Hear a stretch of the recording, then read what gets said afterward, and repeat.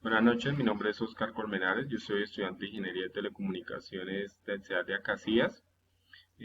Vengo a presentar un video acerca de la variable escogida en la tarea 1 y el instrumento de medición para esta variable.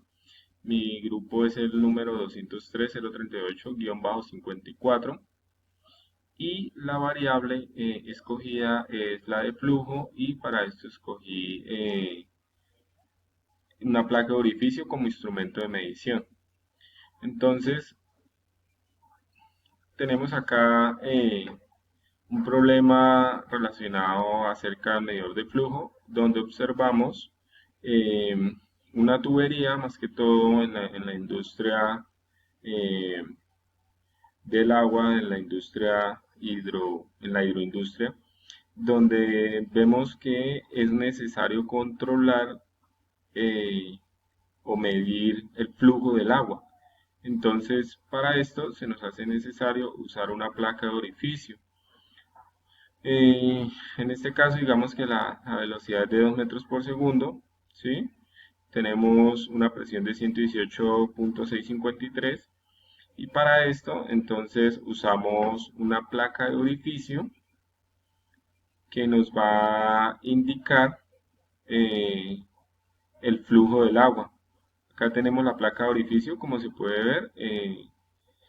El diámetro de esta placa de orificio debe ser menor al del tubo donde se está instalando. Entonces, ¿para qué? Porque esto hace que la presión, la presión haya una caída de presión y aumente la velocidad del flujo, generando pues mayor energía cinética, como lo podemos ver acá. Al haber una reducción en el tubo, pues hay una caída de presión, 107 como lo vemos acá, y un aumento de velocidad de 1.4 a 3.1. Algunas,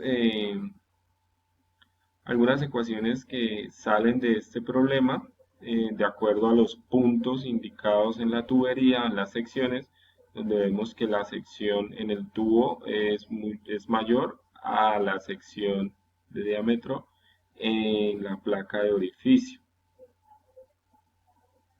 Después de analizar todas estas ecuaciones, para poder hallar la velocidad del flujo en la placa de orificio y donde se tienen en cuenta, por ejemplo, pérdidas de fricción y otras variables, podemos observar que, bueno, aquí está la instalación. Este problema lo que ellos hacían era probar durante 2 semanas el flujo del agua era de 50 litros por minuto y después de la instalación de las placas de orificio aumentaron a 100 litros por minuto. Para esto dice que utilizaron una tubería de 2 pulgadas de acero al carbón y una célula de 40. Adicional a esto, bueno, después de hacer estas pruebas, se evidencia que la placa de orificio sufre un desgaste en su diámetro, como lo podemos ver acá, debido a la presión del agua. Para esto se hace necesario también un cambio, ¿sí? Constante en la tubería. Y con este cambio, lo que se obtiene es que se obtiene un mejor resultado en la medición. En la mayoría de industrias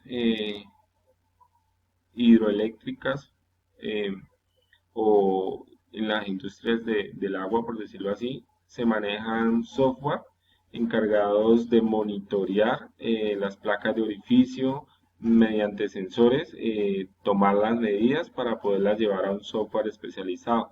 En este caso utilizaron el Delta B 10.3, es el software en el que tomaron datos,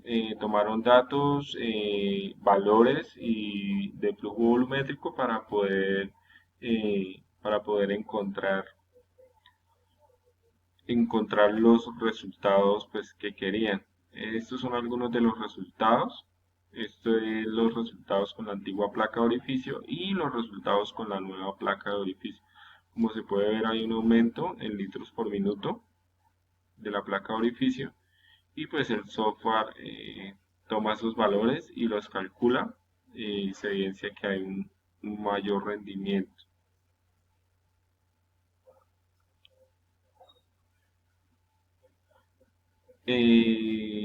Bueno, estos son otros datos de ecuaciones, el número de Reynolds, eh, que es el necesario para medir este tipo de variable de flujo.